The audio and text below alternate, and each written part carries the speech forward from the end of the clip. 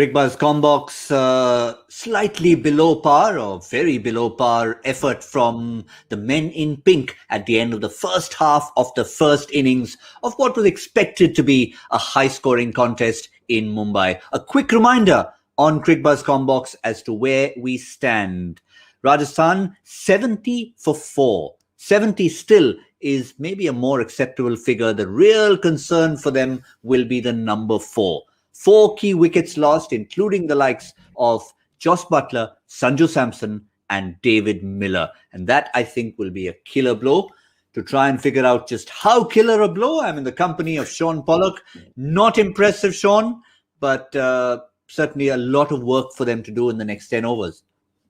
Yeah, for sure. Impressive from Bangalore. I must give them credit. You know, as we said in the pre-show, to adjust and come to a different surface, your bowlers had to be on point. You know, they couldn't be offering up width. They couldn't be offering up bad lengths. And I think they've been fantastic. Jamison used the bounce to his advantage. That was for sure. But Siraj, how impressive has he been? I think, you know, his confidence must be sky high. You know, sometimes you need those moments to get picked for India and get a bit of a run and start to perform. And he's answering that call. I mean, those 2 deliveries that he bowled were superb. So, yeah, credit to them. I mean, that's the ideal start for them. And also you can see that the wicket's still good. You know, Dubé is still managing to whack the ball out the ground when he decides he wants to. There's been nothing untoward. So it still is a decent surface. And Rajis will have to be thinking, you know, can they get another, and then their last 10 overs, can they get another 80, 90, maybe even 100 runs to get something competitive? But it's going to have to work cut out, because I think that surface can continue to be pretty decent. There's been more bounce, definitely. It's been nice to watch. Love seeing the fast bowlers getting the bounce. Yeah, it's been good dismissals, but I'd just like to counter you, Shaun, for a moment. The choice of strokes. I mean, David Miller was beaten all ends up by a beauty. But both Manan Vora and before that, Jos Buttler, because he had hit a couple of boundaries, was he just telling himself in his mind, this is Mumbai, you're supposed to make runs, so let me expose my stumps and go for it? Yeah, maybe Buttler was thinking, because of the bounce that you get at the ground, you know, most of the deliveries will probably go over the top of the stumps. And sometimes you'll see the batters just bank on that. You know, even Steve Waugh back in the day used to sort of get in line and then jump outside the line and try and smack it over backward point. So was it required that early? I think this is the conundrum for them. This is honestly the issue that they have, because they don't have the depth, because they don't have the superstars. They're always second-guessing themselves. You know, when Maxwell gets to the crease, for example, he's just going to be seeing ball and thinking, what can I do?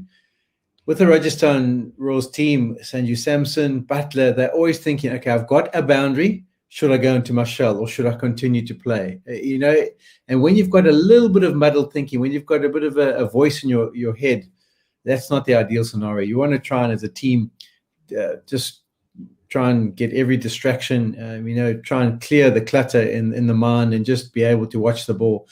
But I think for the Rajasthans, they're always thinking, should I go, shouldn't I? Should I leave it up to the guys still to come, or do I have to bank down this position?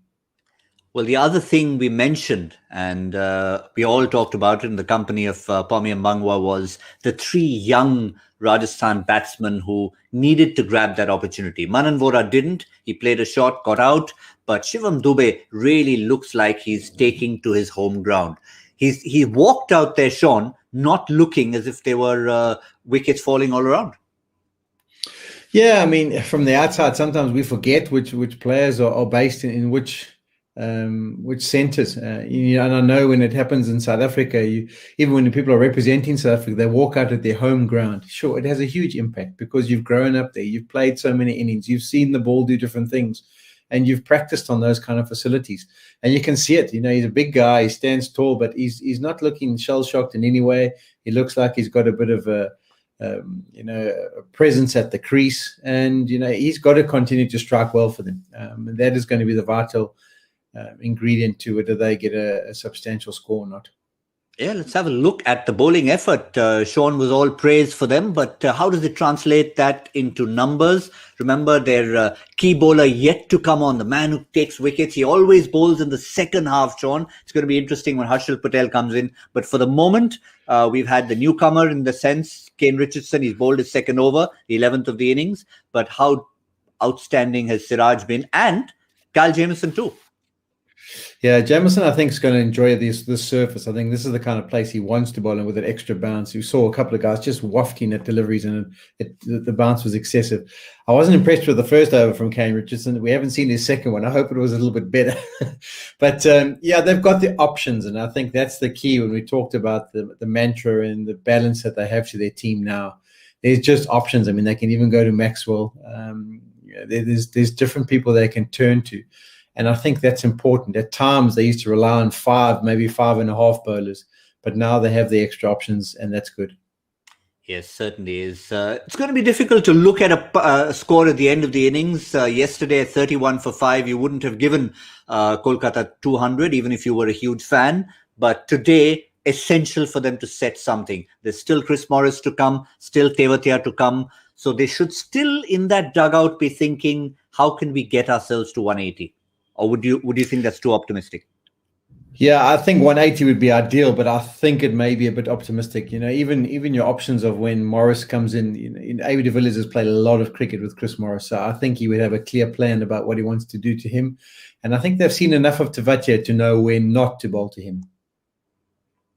So, well, there you go. If that's what it's going to be, maybe my prediction, which seemed pessimistic at the time, 165, even that will take some getting, especially if Harshal Patel and company have anything to say about it. That's Cricbuzz Comm Box. We'll see you all at the end to see if Rajasthan have something competitive on the board.